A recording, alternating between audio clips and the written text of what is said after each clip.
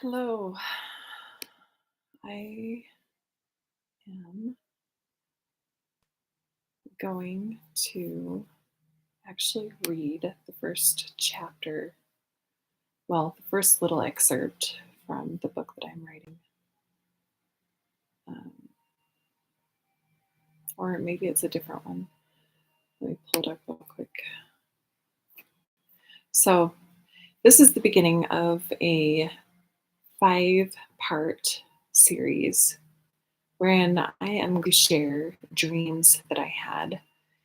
So, in that last live video, I mentioned that I was in a sleepy state in this miserable, hellish loop to do with life. And I knew that there had to be more to life than this. And so, what I had done is I had prayed for a mentor.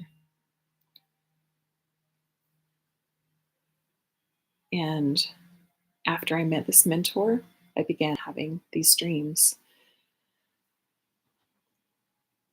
I had been through 15 years of the most extreme refiner's fire that I could imagine for anyone. In order to fulfill my desire, which I had prayed, and it's not that I tried to make it a refined process, obviously, as a result of my desire for mighty faith, these things had come to develop my faith.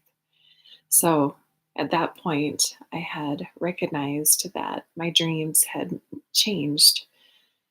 If people were chasing me, which had been a serious problem before, men chasing me with guns, then I was not afraid. I would face up to them. If there were things that normally would invoke fear in a small child, for example, evil things, things of an evil nature, I was not afraid. I fought with faith and fury. And so when I began having these dreams that I would wake up terrified from because of this powerful presence that took different forms with each dream, it made me feel a little confused. I thought, what is this presence that's causing such a large amount of fear?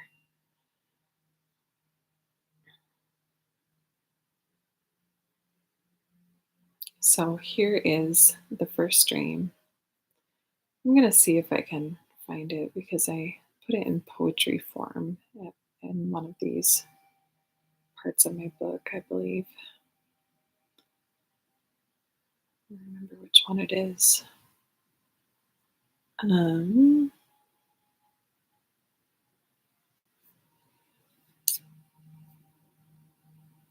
I guess I'll do it from memory.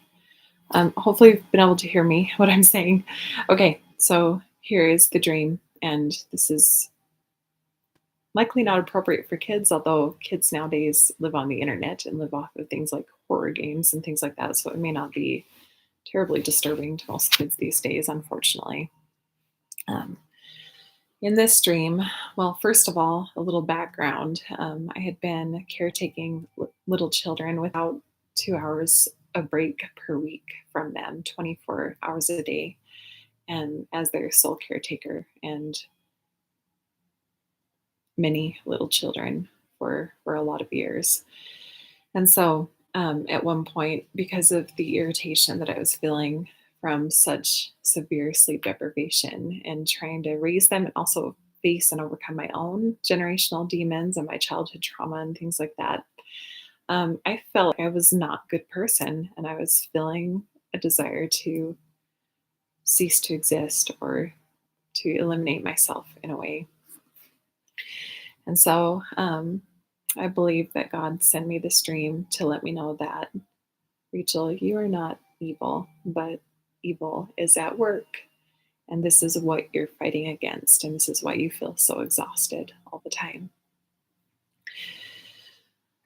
In this dream, there was a witch with a canvas in front of her. She began painting with magical paint on this canvas with specific desires and intentions to put the world under a spell or a curse. Now, in the Bible, this particular witch, is referred to as the whore over all the earth. As I looked beyond this witch's canvas, I was transported into the inside of a home wherein I saw many children who were decapitated, who were without their limbs. There was blood everywhere and carnage, but these children were under a curse, and they were swaying back and forth and singing a song that sounded soothing, and they were under a spell. They appeared to be happy, but it was like they were in this drunken state.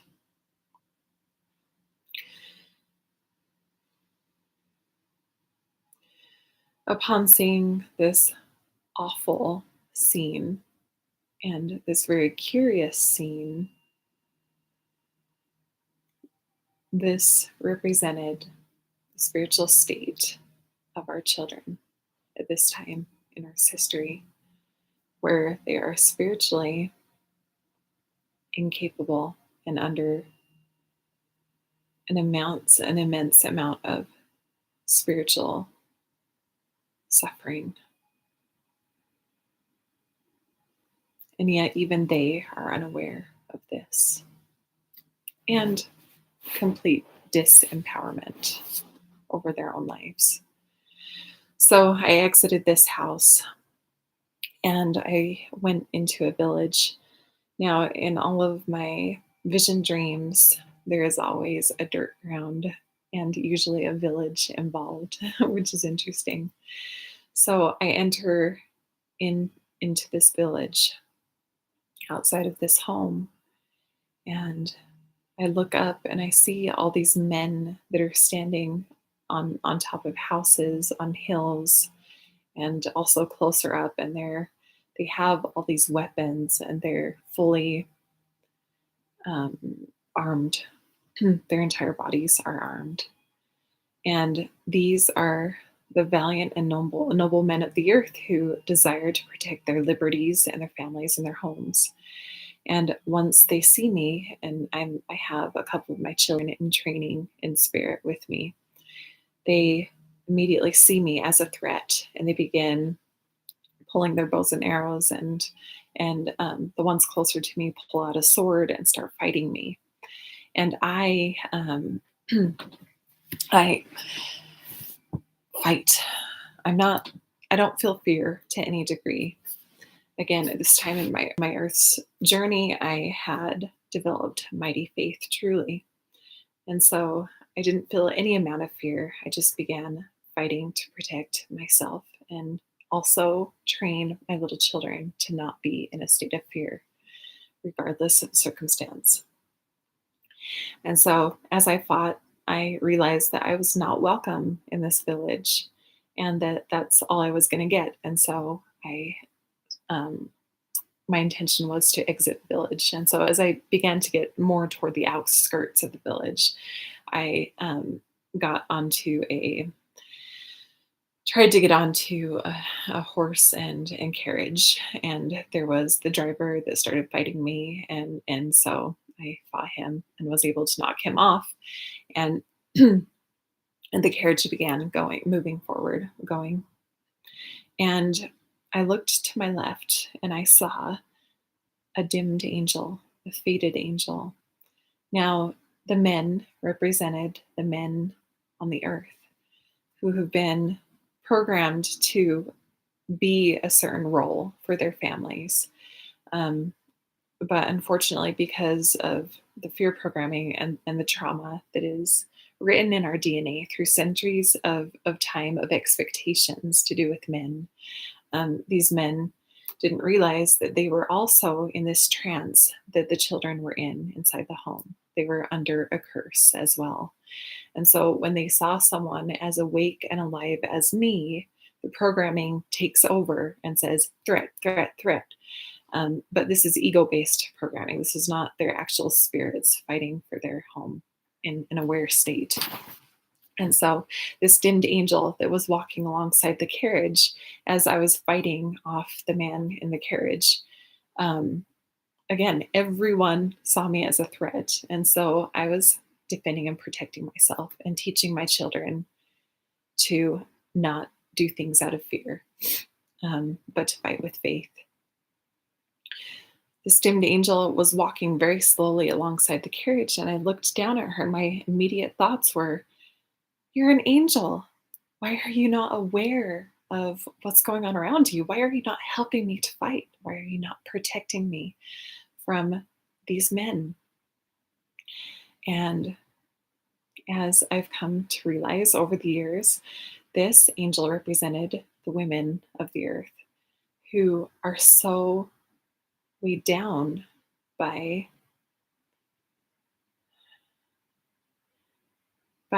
just the responsibilities of raising children in these last days. Um, and they're in also a very deep sleep state and unaware of the battle and the war at hand, largely. And so this angel was, in a way, unconsciously walking forward. And that's why she was so dim. She was very gray instead of bright white and active and more fast in her movement. So this represented the state of the divine feminine energy in our world. And um, the men represented the state of the divine masculine. And they are not working together. They are not in balance and cohesion. They are in their more wounded state. And so the men fight with ego without knowing it. And they think they're defending and protecting their families when actually those who would help to set them free, they are feeling threatened by. So after I was made aware of this dimmed angel walking alongside and feeling frustration about the fact that she was not even aware of what was happening around her, um, as I was able to fight the driver of the carriage off, so that now I had full control over this carriage to be able to exit the town wherein I was a threat. I turned to my right and was terrified. There was a man who was at least 3 times more powerful than any other man I had encountered before. And he was this mighty warrior. He was really muscular and just powerful. He was spinning 2 double-edged swords with such skill that for some reason it invoked a feeling of terror in my heart. And as he continued to spin them, he threw them in my direction. And the knives turned to plastic knives and they went right past my head. They could not harm me. Now, when I had realized I was in this sleepy state, I had prayed for a spiritual mentor. The picture of the cover of this video is a picture of a man and it was drawn in the 1800s. This man was the man that was sent to me. And I don't know if I just know it's the same man. I don't know if it's a reincarnation or if this is a man who is able to appear in physical form as necessary for those who are ready to receive his message and his help in their own expansion journey. Um, anyway, I believed because I had met this man at this point, and this is when these dreams began to introduce me to what Christ's presence would actually feel like, and not the idealized image that I had formed in my mind of what Jesus Christ would be like to be in his presence. Um, this man's presence invoked fear. And so just because of the power that I felt in this mentor that I had met and begun talking to on a regular basis, I believed that the man in my dream that was the powerful warrior was him. But as the years have gone on, I recognize that This man was an extension of the man in my dream. However, the man in my dream represented Christ, Christ's presence in full. And the reason that everybody else didn't bring any kind of fear into my heart is because my faith outdid the programming at that point. And the reason this man did invoke fear is because I had not yet faced the demons and the shadows and the things that needed to be healed within me. And so this man, any corruption, when there is a being of much greater light and truth that crosses our path naturally, anything that is corruptible or corrupted within us, for example, shadows and demons that we have not yet faced or not even become aware of, then these beings will invoke a feeling of fear, mystery, and your programming or your level of understanding and awareness will not be able to differentiate whether or not this person is good or evil. And so that was the beginning of my waking up to who the Christ is. And I will leave it at that. That is the first dream that I'm going to share. I wanted to run and hide. I was so terrified of this power.